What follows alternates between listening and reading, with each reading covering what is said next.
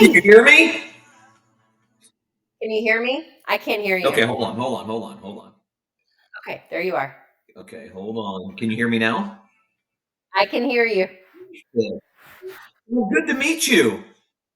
So nice to see your face. It's not as it's uglier in person than people think. Well, I don't know if you read what I sent you, but like I do no research at all Right. on who I'm on because I like it to be like a cold Oh boy, that's conversation. dangerous with me.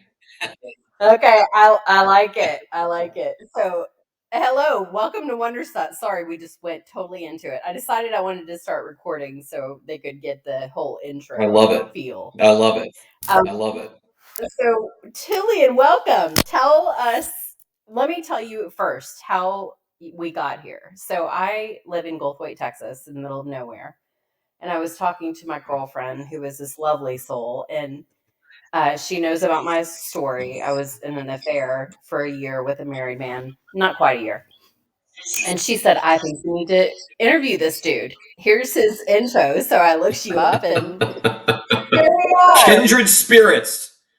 It's so great. Getting ourselves into shit storms at our own hand. I get it. I like it. I've been there. So tell us what you want everybody to know about you. Oh gosh, man. Well, let's I love all the see. tattoos. Let me think. What do I want everybody to know about me? I am a grace addict because I need it. I've been a preacher since my early 20s. Pastored a large mega church in my hometown of Fort Lauderdale for a number of years. Cheated on my first wife because I was a public person. It was very, very public. Lost everything overnight nearly 10 years ago. Started spiraling downward pretty quickly.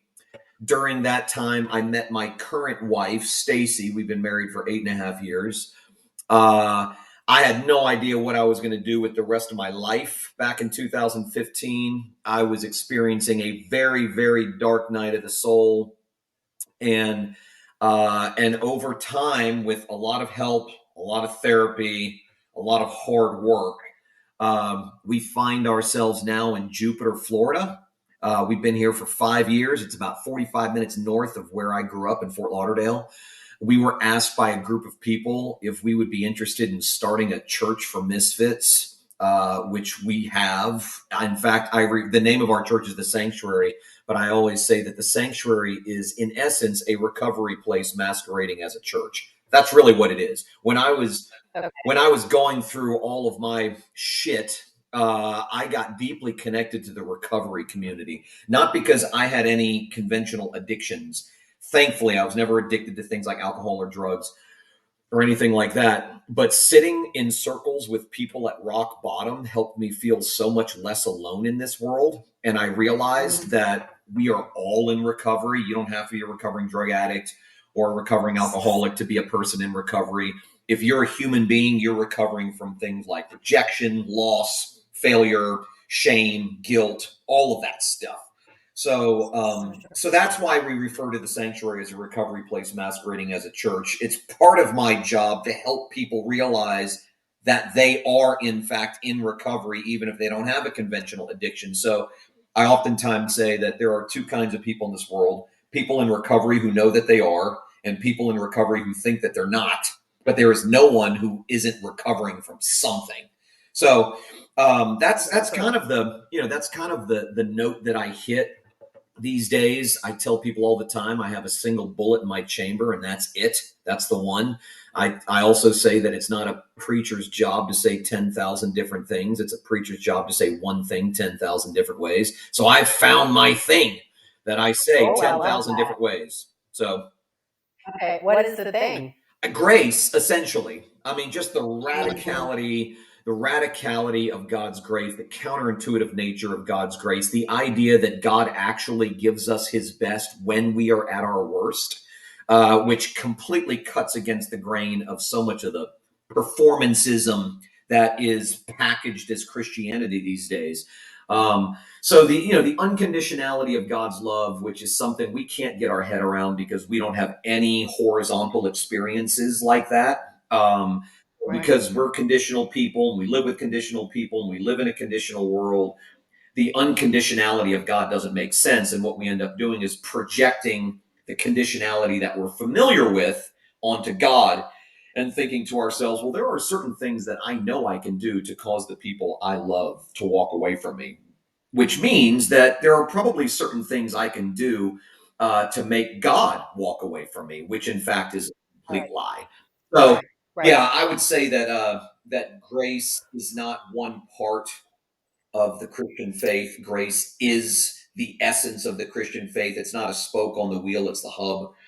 So that's my mission. Anytime I open my mouth, is to comfort people by reminding them that they live their lives under a banner that reads, "It is finished," which means there's nothing you can do to make God love you more. There's nothing you can do to make God love you less. I was talking to a woman who messaged me yesterday who's dealing with just a shit ton of shame because of an affair that she had that her husband does not yet know about.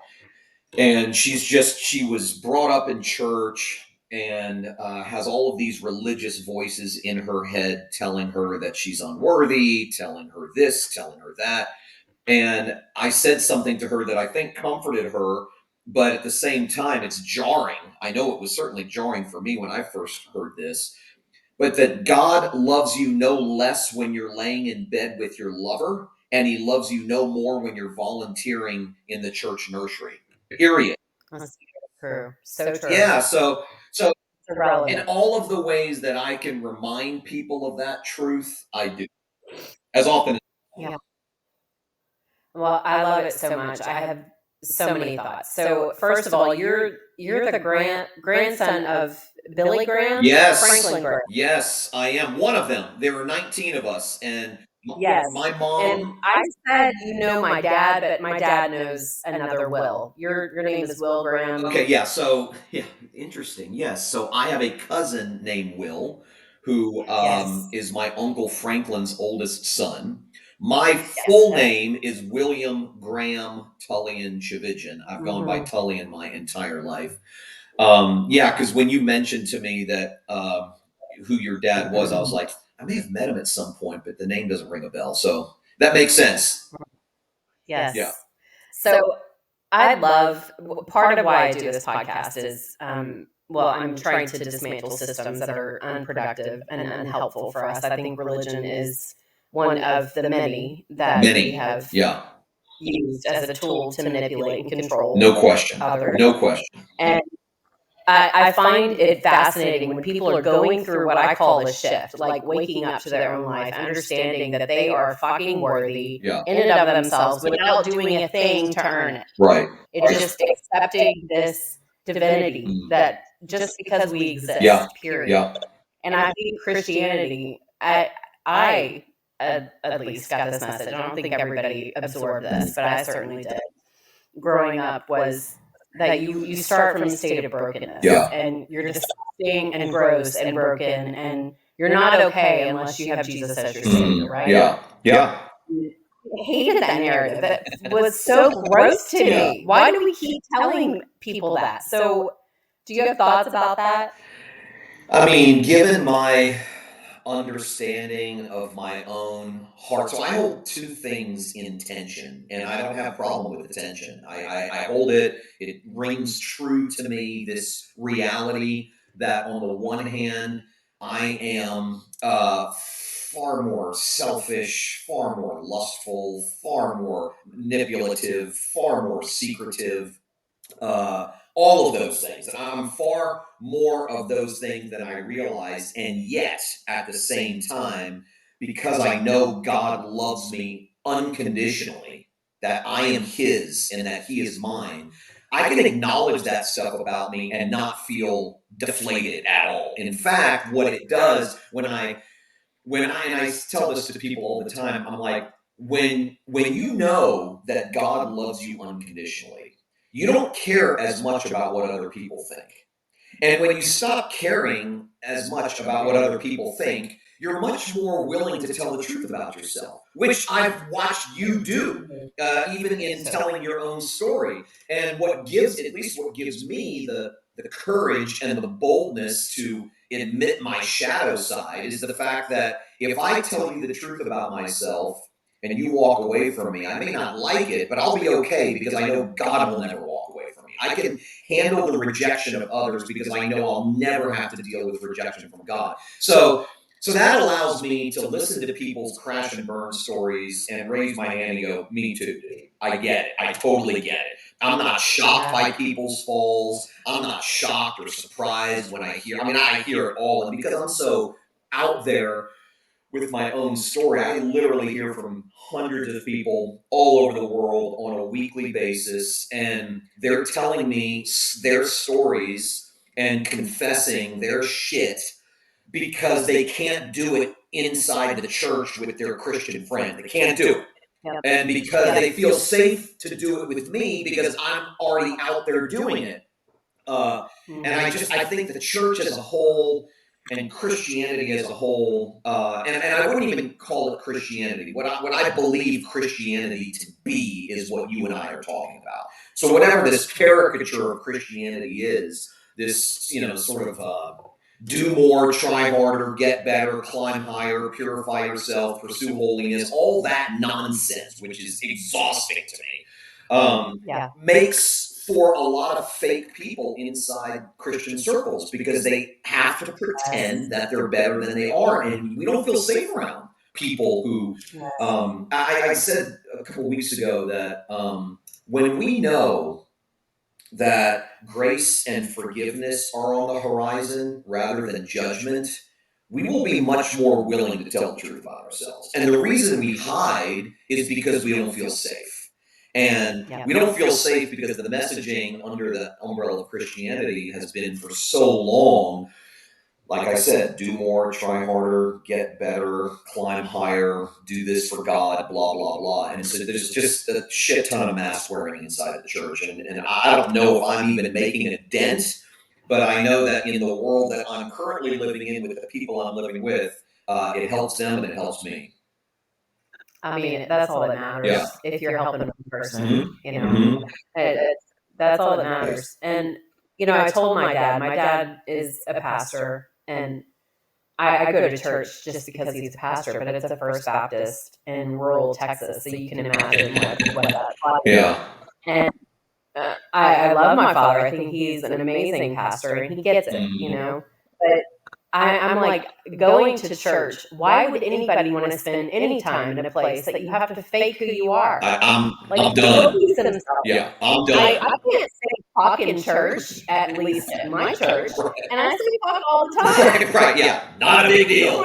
Yeah. Right. Oh, unbelievable. I put up a reel on Instagram a week or so ago where I said, maybe it was like 4 days ago, where I said something like, if my hope were anchored to my abilities, this, that, or the other, I would be up shit's creek. And I posted that. There were some thoughts after I said that. Well, the truth that I was delivering was comforting. I mean, this was on a Sunday morning at the church that I lead, which our people don't care about that kind of stupid language. They don't care. They don't blink. So I feel the freedom to talk the way I do everywhere else there.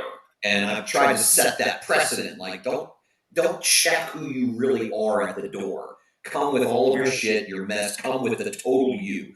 And as a result of putting that up, I mean, the vitriol from professing Christian people because I said Schitt's Creek is unbelievable. I'm like, dude, are you kidding me? Like, if you can't handle someone saying up Schitt's Creek, how are you going to handle the real shit of this world? My God, it's unbelievable. Right. Like, it's just, so yeah. And also, that darkness lives in you. It's not darkness anyways, first of all. Cursing is not darkness. No. But if you think that it is, right, and you think that you don't have that in you, you're not quite getting the picture. No, and you're not understanding yourself. I mean, one of the things that recovery is so good at doing is raising people's self-awareness.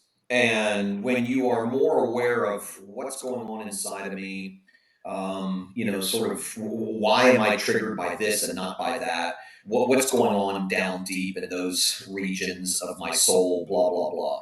Uh, when your level of self awareness is raised, you become a healthier person, even though you may be looking at your own pile of shit. You become healthier, and the level of self awareness with a lot of Christian people is so low. It's so idealistic. It's fake. It's completely fake. I mean, they think. I think that's one of the reasons why I just finished preaching a series of sermons on the Ten Commandments, and I completely flipped the script to how I heard it growing up. And I basically said the Ten Commandments are not a ladder that we climb to get closer to God or to get more of God's blessings. They are a wall that we crash into so that we'll finally admit our need for grace. That every single one of us is guilty of all of these things in a variety of different ways. And it kind of guards us against self righteousness a little bit. The one thing the Ten Commandments does is remind us that before God, no one is better than anyone else, and no one is worse than anyone else. But we love knowing who we're better than. Our drug of choice these days is knowing who we're better than. We love that shit. It's so true. Yeah. That's why cancel culture went viral, because of that. So Yeah. yeah. I told someone last night, I said, the news, I don't care whether it's Fox or CNN, is all about making you feel like you're superior to someone. There's no question. You walk Totally. feeling like my shit doesn't stink. Right. I'm not like that. Yeah. Well, I don't know how you feel about reincarnation, but there's studies to prove that that's a thing, Yeah. which means that you have been everyone at some point in this journey. Yeah. That makes us all very interconnected. So what they've done, you've done. Yeah. Well, we are one. Yeah, there's no question. I mean, we are all part of the problem in essence. And the moment we start thinking that we are the solution to everyone else's problem, not only does a toxic self righteousness develop, but you begin isolating yourself and putting yourself in echo chambers where everybody's saying the same thing and agreeing with you and coming to the conclusion that our tribe is what is right with the world. And they, whoever they are, is what is wrong with the world. Yes. And it's our job now to militantly convert them to our way of thinking. And that's never worked in the history of humanity. It doesn't work in our own homes. Right. So, well, we took it by aggression. Right. That's how it works. Right. Is taking Yeah, exactly. forcing people into submission. Forcing people. So, like you said when we started, that religion has been so often weaponized for the goals of control, for the goals of power, all of that stuff, and that didn't go away hundreds of years ago in the medieval time. That is alive and well here and now in a lot of churches that believe the Bible. So, and I said, I put on social media the other day, I was like, in the hands of a moralist, in the hands of someone who wants to reduce everything down to behavior modification, everything, in the hands of a moralist, the Bible is absolutely the most dangerous book to read, because in the hands of a moralist, people will read it and they will use it as a hammer to try and conform everybody else to whatever they think the rules are. When you read it through the eyes of grace and gift from God, then it becomes a book of great comfort. But it becomes a dangerous book in the hands of someone who is trying to, like I said, reduce all of life down to behavior modification, which doesn't just happen inside the church. That happens everywhere. Yeah, for sure. So what are your thoughts? I totally dismantled my Christianity a few years. I mean, it's been a work in progress. I've been thinking through like things that I asked my Sunday school teachers when I was like 5th grade. And this doesn't make sense to me. And I was given some rote answer that didn't make sense. Not encouraged to explore and think for myself at all. Like I felt like Christians were very growing up reticent to us knowing anything else about other religions. They were scared. Yeah. because that means you lose control and people start thinking for themselves. And so, how have you landed? Have you read anything by Richard Rohr? Yeah, a bunch. Yeah. In fact, when I was So, where are you in like the Christ consciousness idea? yeah, I mean, it's been a while since I've read it. When I was at my lowest, and having no idea what I was going to do, who I was, what had happened, all that stuff, a friend of mine arranged for me to go stay at a convent on a silent retreat for 3 days, which I did. I don't know if I'd ever been on the premises of a convent before, but I went. It was in Houston, just south of Houston. And I would meet with one of the nuns every day just for like an hour-long therapy session. And she's the one who turned me on to Richard Rohr. This was back in June, I think May of 2016. And found so much of what he had to say. Falling Upward is an amazing book. Just finding so much of what he had to say, so helpful to me at times. I tend to think about spirituality very concretely, if that makes sense. I don't tend toward, sort of esoteric type stuff, which is ironic because I was a philosophy major in college and I love the world of ideas and all of that stuff. But I mean, my approach to life and God's role in my life is pretty simple. It's uh, you know, I'm a lot more jacked up than I will admit, and yet God's grace is so much infinitely greater than anything I could ever imagine. And so I don't think a whole lot about, well, should I do this or shouldn't I do that, or should I pursue this or should I pursue what is God's will for me? I just don't think that way. I'm like, dude, I live my life. I do my thing. I do my best to love the people around me. I try to help people as much as I can through the lessons I've learned by my own hands and mistakes I've made and my own failures. And I just sort of trust that behind it all, underneath it all, going before me and coming in behind me is just this radical one way love of God that sustains me, that grounds me. So, I mean, if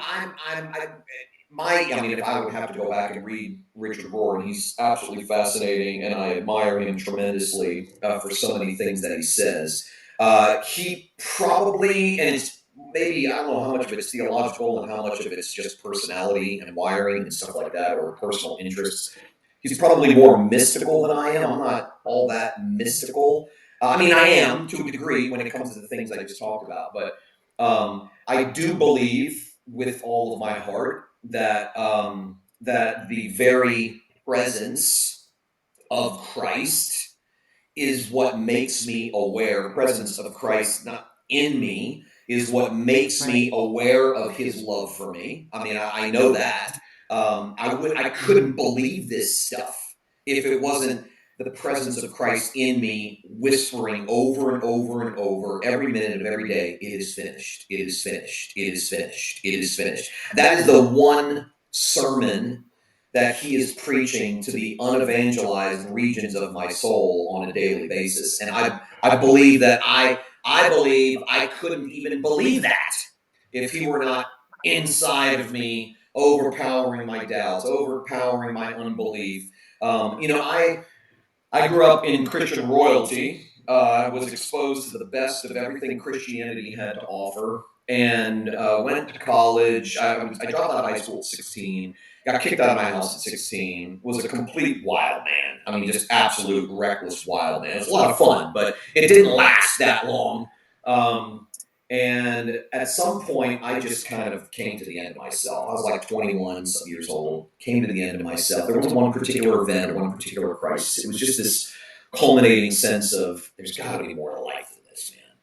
And I kind of, like the prodigal son in Luke 15, I kind of sheepishly made my way back home and was welcomed warmly by friends and family, and so glad, people who had been praying for me for years. And for the first 6 months or so that I was a Christian, I couldn't talk about God's grace, sing about God's grace, hear about God's grace without weeping. I mean, weeping, because I was so gripped by this love of God that pursued me when I least deserved it, that the hound of heaven was coming after me to love me back to life. Like that just, I knew how twisted and bad I was. And for him to just be like, that doesn't matter. I love you. You're mine. I want you. That just so gripped me. But then I started going to church, and it jacked me up for 15 years, probably, because it just, you sort of get adopted into churchianity, which now, amazing grace starts to wane, and now it becomes all about my performance for God rather than God's performance for me. It becomes all about my faithfulness rather than God's faithfulness. It becomes very narcissistic, to be honest with you. We're constantly being pushed deeper into ourselves, rather than going, I want to look out and away to the work that's been done for me, outside of me, that is permanent, forever. And it took a handful of crises in my adult years to be awakened to the reality of grace. And so, in that sense, when it comes to grace, I am a deep mystic, because I think it's just so much bigger than we think it is.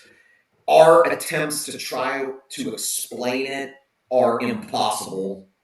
I think it is the missing message in religious circles. There's no question about it. And so I mean, that's sort of a roundabout way of answering your very thoughtful question. Okay, so going back to, you had an affair publicly when you were a pastor. Yeah. Did you get caught? Oh, yeah. Did you come Yeah, clean? no one confesses to anything until they get caught. Okay. So someone asked me that on a podcast interview a few weeks ago, and they're like, "So, what do you say to people who question?" And I love these questions. I love these kind of questions. What do you say to people who question your repentance because you didn't confess, you got caught? And I'm like, dude, who the hell confesses to something like that without getting caught? I was taking that shit to the grave, man. I mean, I knew what the cost was going to be, and I'm like, there's no way in hell I'm gonna. So, Well, that is really interesting, and also it makes me very angry. yeah. Just to be honest, like, oh my God, because as on the receiving end, Yeah.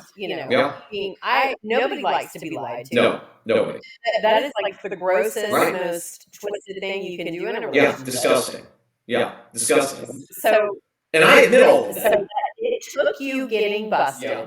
But you don't show up that way in your relationship now, Oh my right? gosh. Are you just like radically honest? Oh my gosh. I mean, look, you can't cancel the canceled.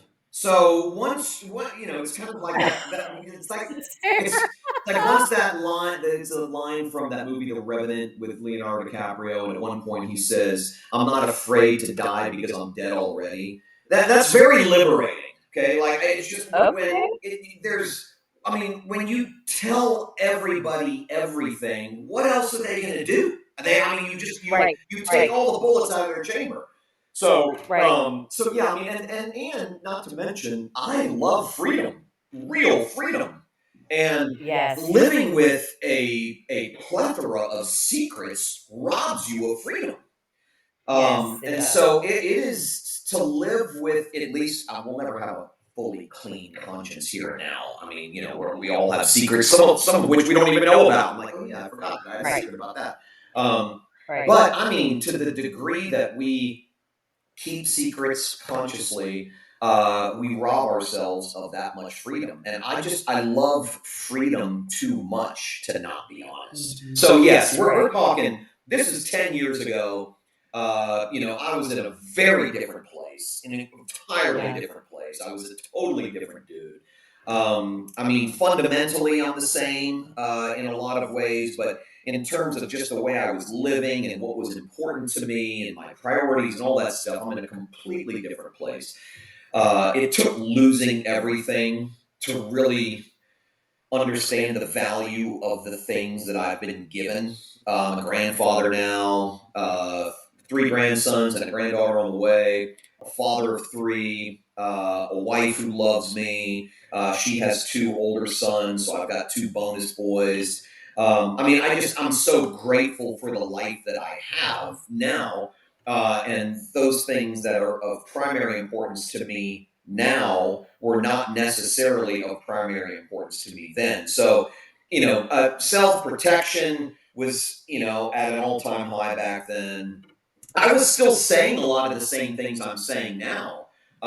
Sure. But I was a completely different guy saying it. So yeah, I mean, honesty is a very safe place to live. Ultimately, it may not feel safe, but ultimately, at the end of the day, it's the safest place for you to be. So yeah, the way I approach my relationships now is very different than the way I approached my relationships before. I don't like being lied to. I don't like lying to other people.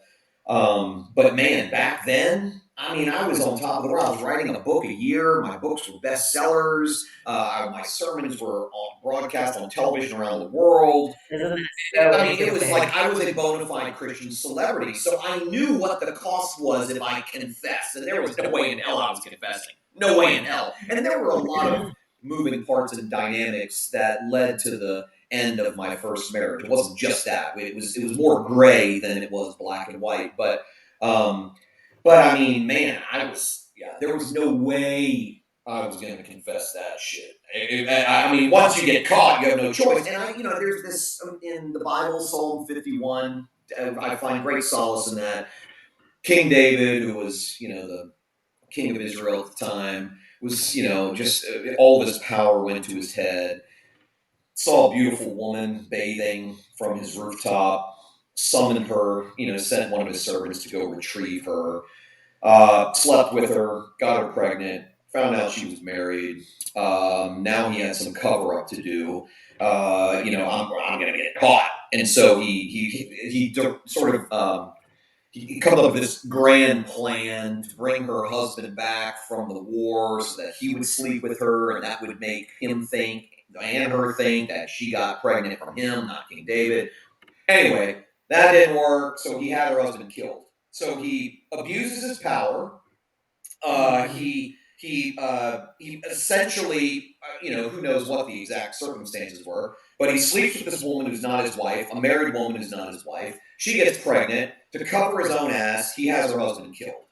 And he thinks he's gotten away with it until there was a prophet named Nathan who shows up one day and tells him this story about a rich man who had a ton of sheep, and a poor man who had one little lamb that he treated as a pet. And when the rich man had a guest coming in for the weekend, rather than taking one of his sheep and killing it and cooking it, he had his servants go over next door to the poor person's house and grab the one lamb that they treated as a child, killed that lamb, and served that to his guests. And King David flips out, like, who the hell is this guy? Bring him to me. I'm going to kill this guy. And Nathan looks at him and goes, you're the dude.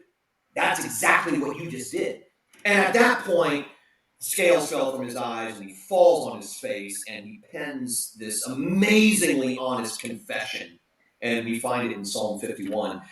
And so I go, man, there's a long history of jacked up, misfit people in the Bible, for example, who don't confess until they're caught. Period. So, I was taking that to the grave, but it was a gift from God that it was exposed, because I needed to be free of that secrecy. Well, maybe that was the thing that shifted you in the first place. I was thinking as you were talking, like the man who would cheat on his wife was the man who also doesn't confess to his sins, right? Yeah. And you have to be exposed and humbled and laid bare, embarrassingly. But and now you're not that same guy because you have that major shift. Yeah, massive shift. And I don't Beautiful.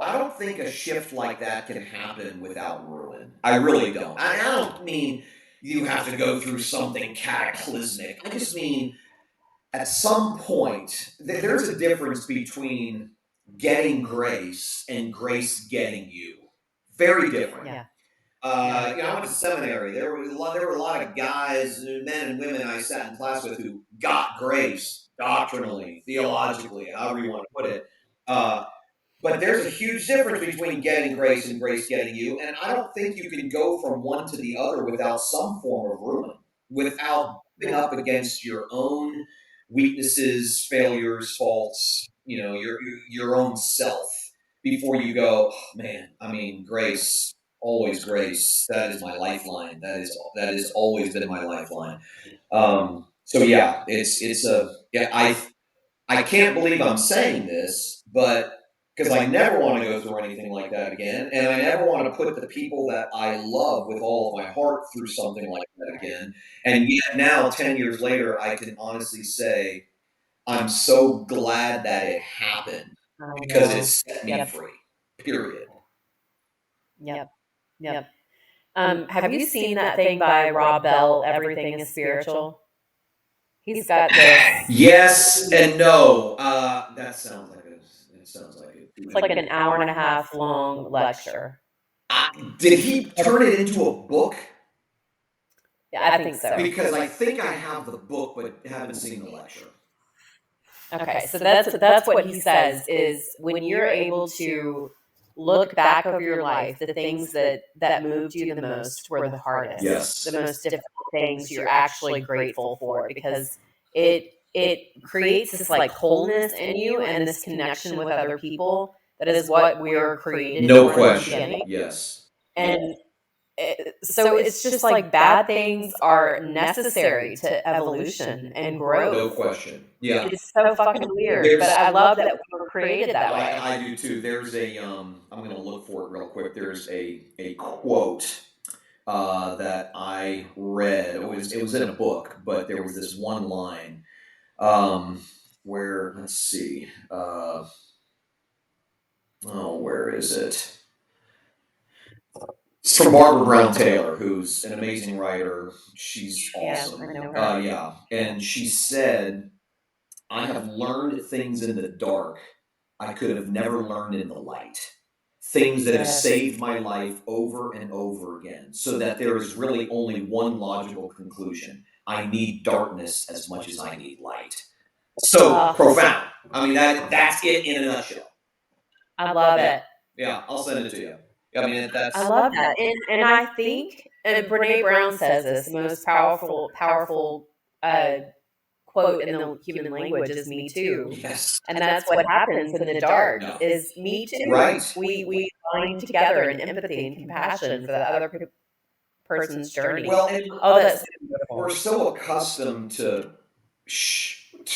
sharing our successes.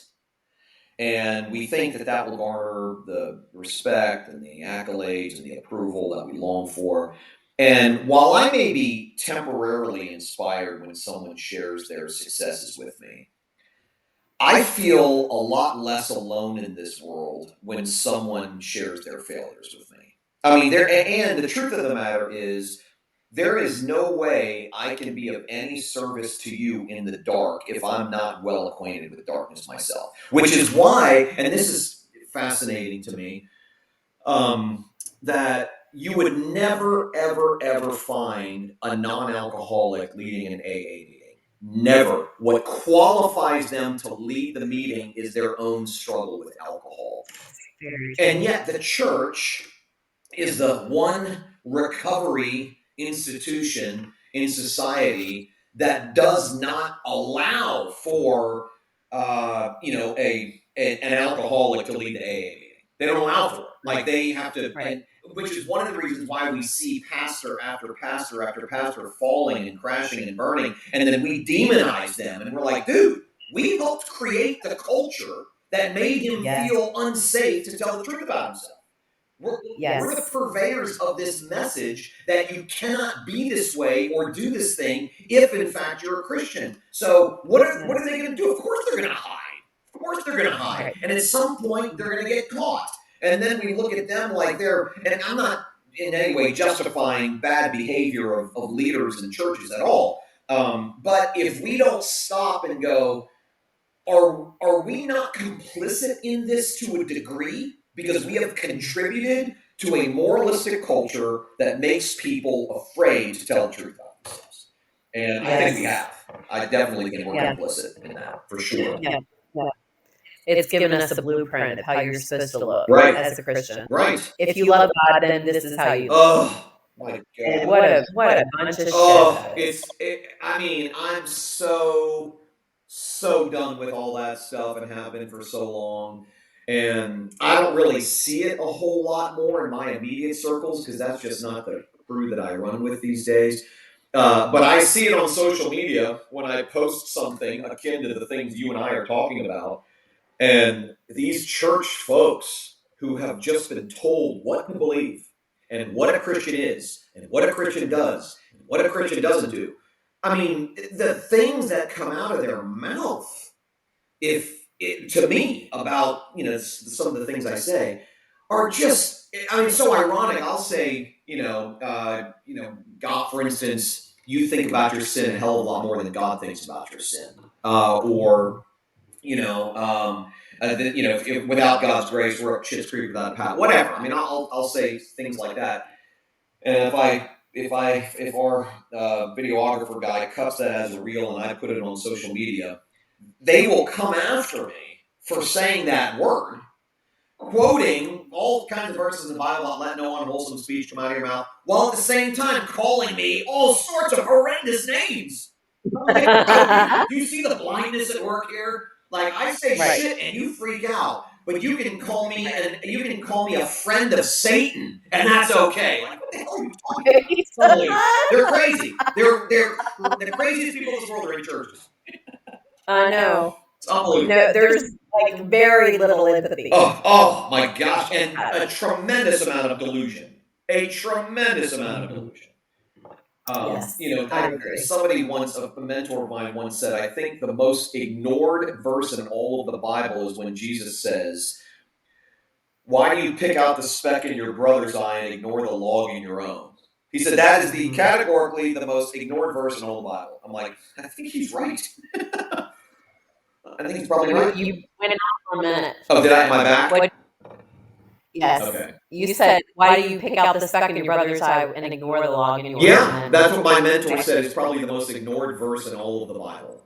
Why do you spend so much time, identifying the speck in your brother's eye and ignoring the log in your own, Jesus' words? And I think he's right. Well, and I think we waste so much time trying to point out what other people are doing wrong. Mm-hmm. It's just fucking boring. Like, pay attention. Oh, I love that. Business.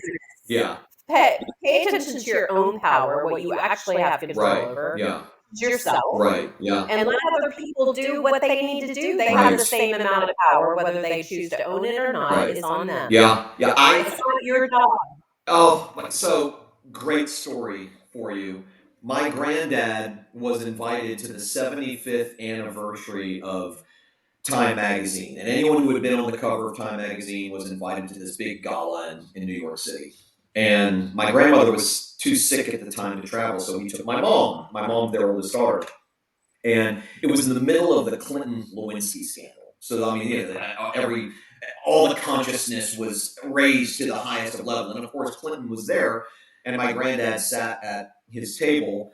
And when they were leaving, and they were friends, I mean, he was friends with all Democrat, Republican, it didn't matter. He was bipartisan in that regard in his friendship. But when he was leaving, my mom asked him, she said, Dad, as Christians, what is the proper response to someone who is guilty of the very thing that Bill Clinton is guilty of? And he looked at my mom and said something I will never forget. My mom told me, and I've been using it ever since. He said, honey, it's God's job to change people. It's our job to love them, period. Which immediately simplifies my relationship with everybody on earth. I don't have to fix you. I don't have to change you. I don't have to try to convert you. I don't have to try to get you to see things from my perspective. It's simply my job to love you. And like you said, let people be.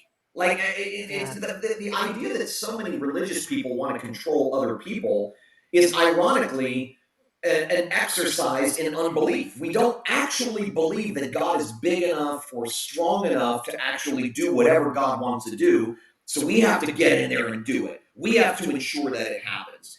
And that's just, it's not only exhausting, but like you said, and I love the fact that you said it, it's just so boring, man. I mean, it's like white noise to me.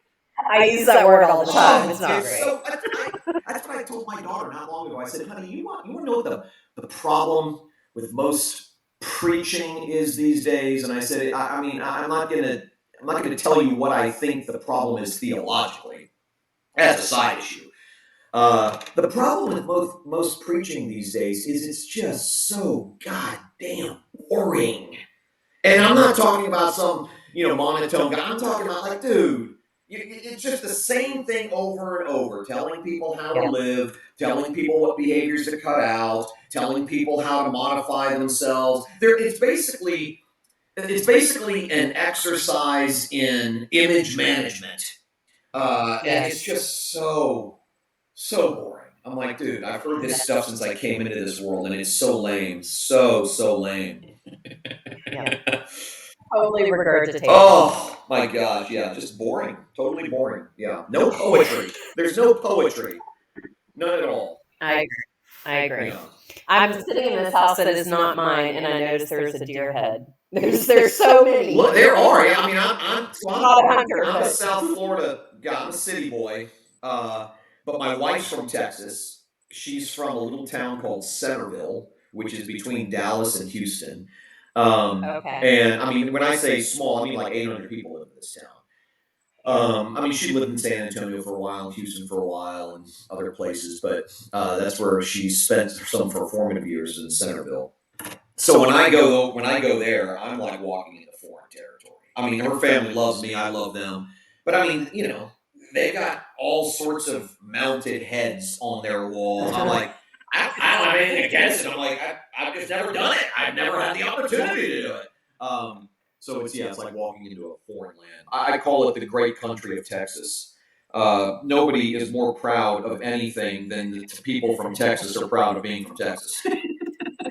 Oh God, I lived in New Orleans for 26 years, so it saved me a little bit from being an obnoxious Texan. But I do fucking love it. Are you born and raised in Texas? Yeah. Okay. Yeah.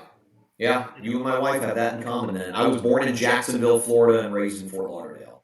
So I went away to college and graduate school and spent a couple of years in Knoxville, Tennessee after graduate school. And the first year my wife Stacie and I were married in 2016, we lived in Texas. But other than that, I've been in South Florida my whole life. Yeah, my sister lives in Ponte Vedra Beach. That's where I was born. Ponte Vedra. Yes. I love Ponte Vedra. When I was born there 52 years ago, it wasn't then what it is now. I mean, now it's like lifestyles of the rich and famous. Back then, it was like marshland. It's crazy. Yeah, it's unbelievable. Yeah, that's we call. Meanwhile, I'm squatting outside. It's unbelievable. I tell people all the time that the more southern you go in Florida, the more culturally northern it is. And the more northern you go in Florida, the more culturally southern it is. So Jacksonville's like Georgia, and Miami's like New York City. Yes, yeah. I love it. Yeah. So true. Yeah. Well, this has been so delightful. Thank you so much for doing this with me. Are you kidding me? I love this. Thanks for reaching out. I was happy to do it. Yes. Yeah. I was thrilled that you accepted. I just randomly stalk people, and I'm always the universe like align with it or not. Yeah. There you go. I can't control it. Well, no, thank you for reaching out. We are kindred spirits, and we have to do it again, maybe a few more times. I'm going to come to your church. I'm going to be a misfit in your church. You will fit right in. We had a lady. This will just give you a snapshot of the kinds of people, and it's rich, poor, red, yellow, black, and white. I mean, it's not. Wait, can I smoke a joint while I sit? Absolutely. We don't care about that stuff. So there's a woman. Okay. We the way we do communion is everybody comes forward instead, and then they take the bread and they dip it in the cup, and I'll say something to them. It's very personal. It's very sweet. It's very celebratory. It's the way it should be done, in my opinion. And so a few times ago when we did it, this woman comes up, tears streaming down her face. I had seen her 1 or 2 times before, but had never met her. And she looked. I put my hand on her shoulder, and she looked at me and she said, "That in not in a quiet voice." Okay, she's like, "That sermon fucking moved me so deeply." And I was like, I looked at my wife. I'm like, dude, like the fact that someone feels the freedom to use that kind of language to their pastor taking communion, I'm like, okay, God's doing something right here. I love it, and I love to be a part of it. So yes, you're more than welcome to come. Do whatever you want. It's so cool. Yeah. Okay. Like, thank you. Where can we find you? I'm on Instagram. I think my handle there is Tullian TCH. Facebook Tullian T. And then they can Google the sanctuary, find me there. But I'm reachable via social media. Yeah, and I manage my own account, so if people need to send me something or message something, I'm always the one that answers. So Okay. yeah, I love it. Yeah. Your gift, how you show up in the world. Thank you. Enjoy your day. Bye.